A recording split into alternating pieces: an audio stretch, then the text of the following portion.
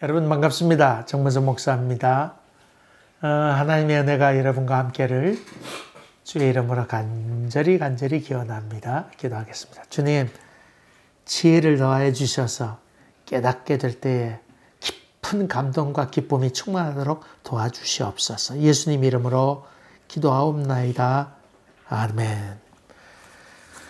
여러분과 같이 나눌 하나님의 말씀은 출애굽기 3장 6절부터 10절까지입니다. 제가 봉독하겠습니다. 또 이르시되 나는 내 조상의 하나님이니 아브라함의 하나님, 이삭의 하나님, 야곱의 하나님이라. 모세가 하나님 배웠기를 두려워하여 얼굴을 가리매 여호와께서 이르시되 내가 애굽에 있는 내 백성의 고통을 분명히 보고 그들의 감독자로 말미암아 부르짖음을 듣고 그 근심을 알고 내가 내려가서 그들을 애굽인의 손에서 건져내고 그들을 그 땅에서 인도하여 아름답고 광대한 땅, 젖과 꿀이 흐르는 땅 곧 가나안 족속, 헷 족속, 아모리 족속, 브리스 족속, 히위 족속, 여부스 족속의 지방에 데려가려 하노라. 이제 가라. 이스라엘 자손의 부르짖음이 내게 달하였고 애굽 사람이 그들을 괴롭히는 학대도 내가 보았으니 이제 내가 너를 바로에게 보내어 너에게 내 백성 이스라엘 자손을 애굽에서 인도하여 내게 하리라. 아멘. 아멘. 오늘 제목 붙이기가 제일 어렵지요. 제목에 몇 개를 썼습니다. 보고, 듣고, 알고, 내려가서 그렇게 제목을 붙일까? 아니면 성경의 열쇠다 그렇게 지을까? 내가 알고 있다 그렇게 지을까? 아니면 하나님의 몸부림 그렇게 할까? 어쨌든 오늘 참 중요한 장면 가운데 하나입니다. 여러분 어떤 분 기도할 때 전능하시고 무소부지하시며 자비로우시며 은혜로우시며 사랑이 한없이 많으시며 천지를 창조하시고 또 능력으로 역사하시는 그러면서 기도하기 전에 하나님에 대한 얘기를 쭉 한참 많이 하는데 어릴 때 그것이 무슨 의미인지를 잘 몰랐다. 헬무트 틸리키의 말이지요. 나이가 들어서 그가 공부를 하면서 신학을 공부하면서 그 장면을 새겨보게 되었는데 그렇게 앞에 수식어를 많이 붙이는 것은 하나님의 위치를 찾아가는 것이다. 그것만큼 귀한 기도가 없다. 그런 얘기를 했지요. 하나님의 위치를 찾아간다고 하는 것은 하나님이 어떤 분이신가 하는 것을 말하는 것이기도 하지요. 이 출애굽기가 신과와 인간의 만남, 그래서 아주 중요한 역사적으로도 그렇고 개인적으로도 그렇고 이 하나님의 마음을 알아가는 그런 책이다. 그렇게 볼 수 있지요. 여러분 예수 그리스도의 삶에 대해서 그의 탄생, 그의 삶, 무엇보다도 십자가의 사건을 바라보면서 그리고 부활에까지 바라보면서 그것을 통해서 하나님의 마음을 알게 되잖아요. 우리가 십자가를 바라보면서 정말 그분이 우리를 왜 죽기까지 하였구나. 하나님이 우리를 이렇게 사랑하시는구나. 이런 감동이 전달되어 오는 것처럼 중요한 것은 하나님의 마음을 알아가는 것이지요. 출애굽기가 그런 의미지요. 떨기나무 가운데 하나님께서 나타나셨습니다. 떨기나무보다도 중요한 것은 불이 붙었으나 타지 아니한다 하는 말씀을 지난번에 드렸습니다. 하나님께서 나타나셨다. 그리고는 하시는 말씀이 나는 너희 조상 아브라함, 이삭의 하나님, 야곱의 하나님이다. 그렇게 말씀하시지요. 말씀하십니다. 다시 말하면 400여 년 전에 너희 조상과 함께하였던 내가 그동안도 너희와 함께하고 있고 지금 너와 함께하고 있는 내가 너희 조상의 하나님이면서 여전히 너희와 함께하는 살아있는 하나님이다. 바로 내가 살아있는 하나님이다. 내가 여전히 널 기억하고 있다. 이런 말씀이지요. 이런 모세가 얼마나 놀랐을까요? 도망자 모세, 자기 민족, 애굽에 지금 종살이하고 있는 거기에 하나님이 계신다고 생각했는데 거기에만 갇혀 있는 줄 알았는데 내가 몰랐구나. 이런 놀람. 여기 지금 여기서 하나님께서 나타나셨구나. 그런 사건이 여기에 사건이라고 그랬습니다. 이런 놀람이 우리 가운데 있게 될 때 날마다 우리의 삶이 바뀌게 되고 신앙이 점점 깊어지게 되지요. 이런 놀람 때문에 그는 얼굴을 가리게 됩니다. 하나님 배웠기를 두려워해서 아유머니나 물론 빛이 밝았다고 하는 의미도 있겠습니다만은 그것보다는 하나님 앞에 자기의 모습을 보게 되는 것이지요. 놀람, 에그머니나 사울이 다메섹에서 강한 빛을 보게 되고 눈이 멀게 된 것처럼 얼굴을 가리지 아니하면 안 되게 되었더라. 그렇게 얘기하고 있습니다. 얼굴을 가리매. 그 다음에 7절, 8절 아까 여러분 제가 봉독할 때 아주 힘주어 봉독한 말씀이 나오지요. 여호와께서 이르시되 내가 애굽에 있는 내 백성의 고통을 분명히 보고 이 출애굽기 아주 중요한 그리고 성경 전체를 통해서도 마찬가지입니다만은 아주 열쇠와 같은 규절이 나오지요. 그것이 오늘 봉독한 출애굽기 3장 7절 8절입니다. 시내산에서 십계명을 받습니다. 율법을 받는 사건이 나옵니다. 이 얼마나 귀한 겁니까? 십계명이 구구절절이 참 귀한 규절입니다. 그런데 이 십계명 구절보다도 더 중요한 규절이 오늘 출애굽기 7장 8절이라고 하는 것을 여러분이 기억해야 됩니다. 보고 듣고 알고 내려가서 건져내고 인도하여 너를 데려다가. 하나님이 어떤 분이신가? 하나님은 행동하시는 하나님이시다. 그것을 여기서 지금 얘기하고 있죠. 제가 형님처럼 생각하는 목사님이 있습니다.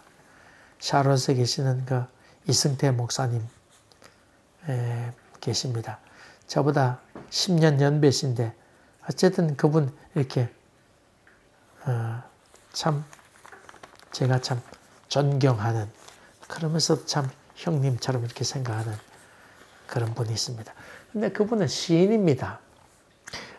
같이 그 대구제일교회에서 부목사 생활을 했는데 그분이 설교할 때 설교 제목을 별이 빛나는 밤에 뭐 그렇게 설교를 시인이니까 그렇게 설교 제목을 합니다. 그리고 여기 설교를 쭉 하는데 늘 그분은 그 어떤 그 무엇 하나님의 존재에 대해서 그 어떤 그 무엇 그런 표현을 종종 쓰십니다.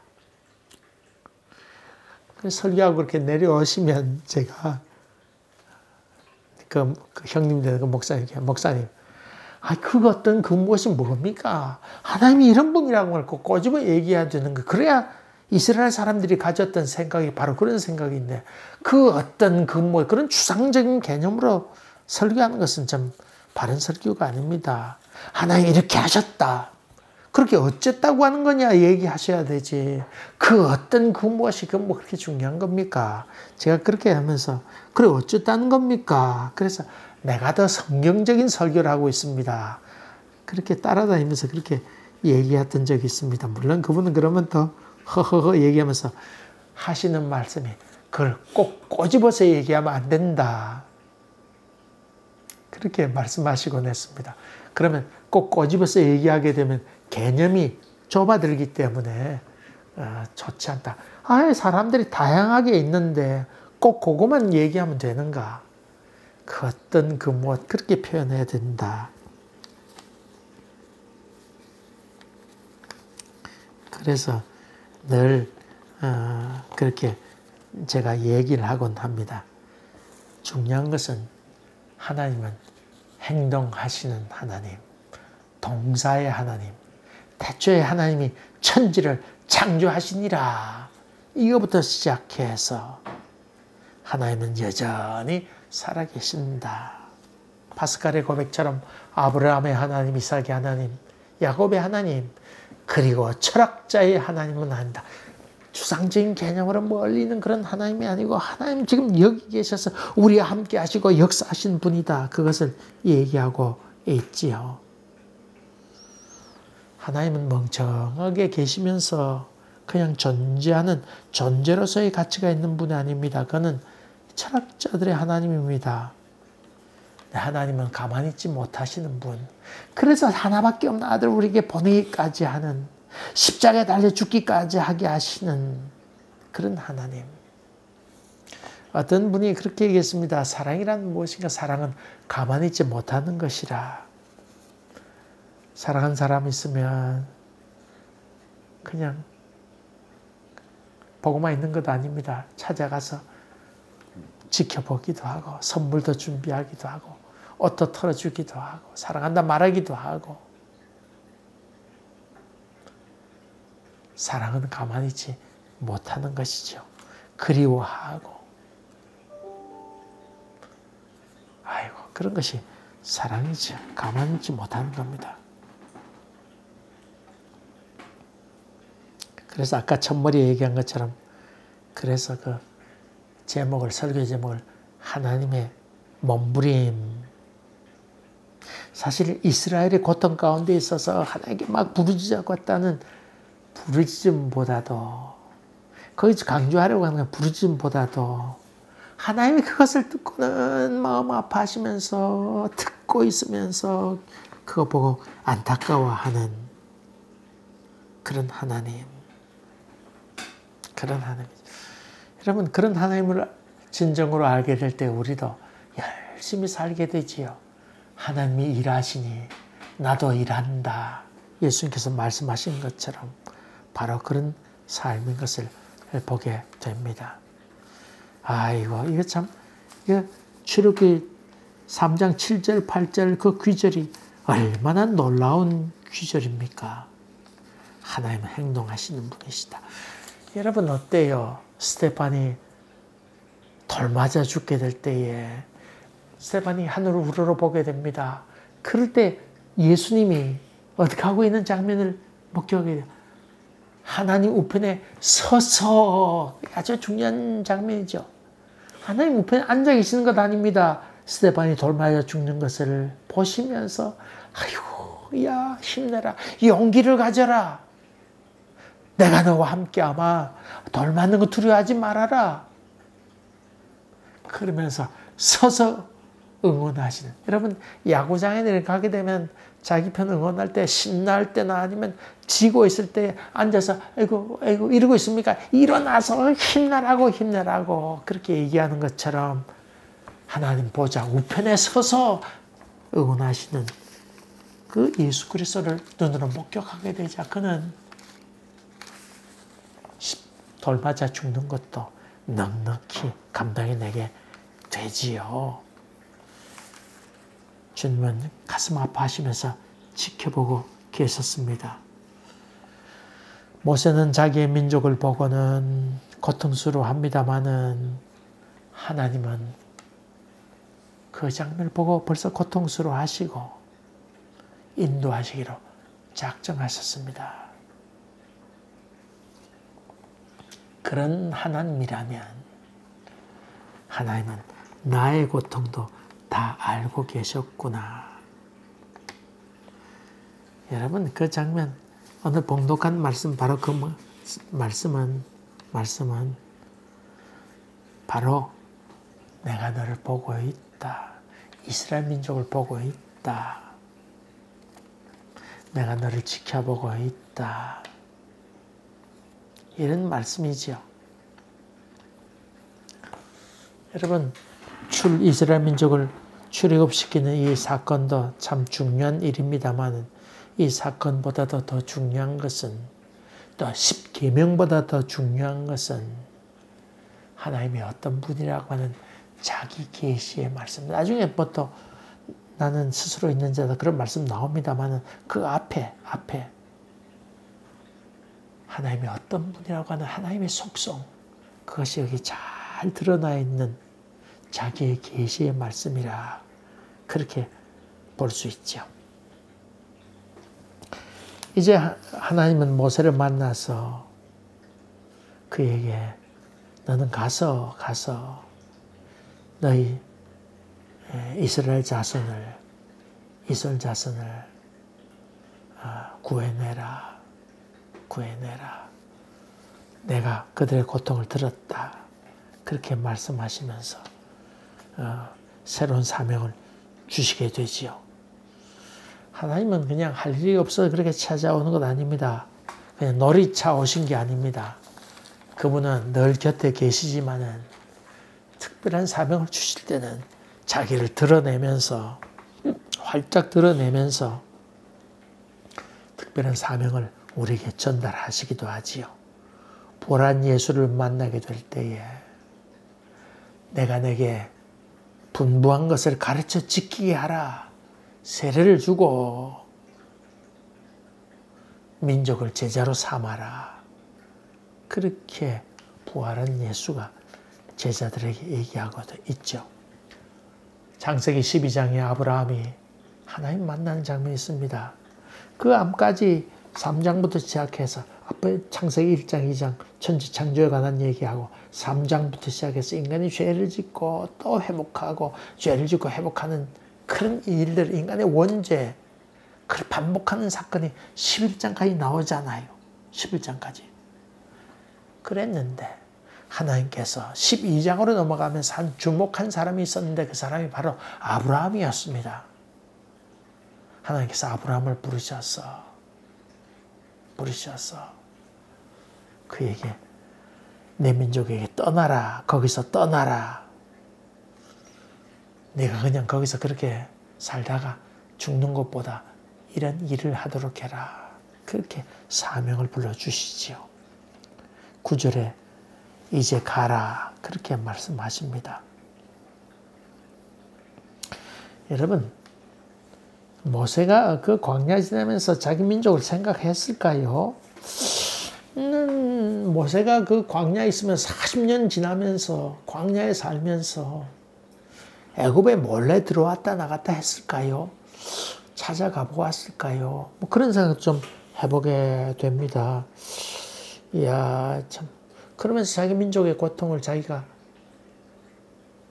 한 번씩 지나왔다가 갔다가 하면서 자기 민족의 고통을 보았을까? 아니면 애굽에 살고 있는 사람이 이렇게 약대상들이나 그런 사람을 통해서 소식은 뭐 접하게 됐겠지요. 뭐 그러면서 좀 그리움도 마음가운데 있었겠고, 자기 민족이 좀 어렵다는데 안타까운 마음도 그 마음 가운데 있지 않았을까요? 근데 하나님께서 나타나셔서 야 이제 가라.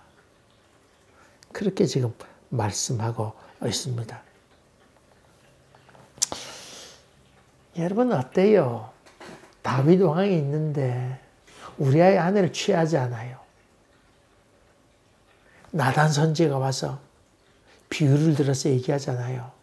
한 부자가 있었는데 거기 어떤 손님이 찾아왔는데 손님 대접할 때에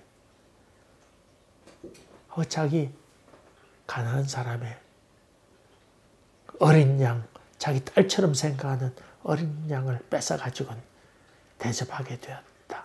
그 말 듣는 다윗이 벌쩍 놀라면서 어떤 사람이 그러냐. 당장 그건 처벌해야 되겠다. 공의를 얘기하고 있습니다만 공의를 얘기했지만 네가 바로 공의를 범한 사람 아니냐. 당신이 바로 근인이다. 당신이 바로 그 사람이요. 나대 그럴 때 다윗이 벌쩍 뛰면서 내가 잘못했나이다. 내가 죽을 죄를 지었나이다. 여러분 그거로 봐서 다윗이 마음 가운데 늘 죄책감을 느끼고 살았을까요? 그렇지 않았을까요? 다윗은 우리 아들 치운 다음에 늘 그것이 마음간에 걸림이 되었겠지요. 그런 것, 양심에 그 죄책감을 느끼지 못하는 것이 화인 맞은 양심이잖아요. 뻔뻔스러운 것, 아무렇지도 않게 생각하는 것. 그게 중병이지요. 느끼지 못하는 것. 다윗은 나단이 와서 그런 얘기할 때 굼쩍 놀래 펄쩍 뛰면서 내가 우술처럼 나를 지키소서. 내가 정하리이다. 나는 모태로부터 죄를 갖고 태어났나이다. 그는 그렇게 고백하면서 하나님의 은총을 간절히 사모하지요.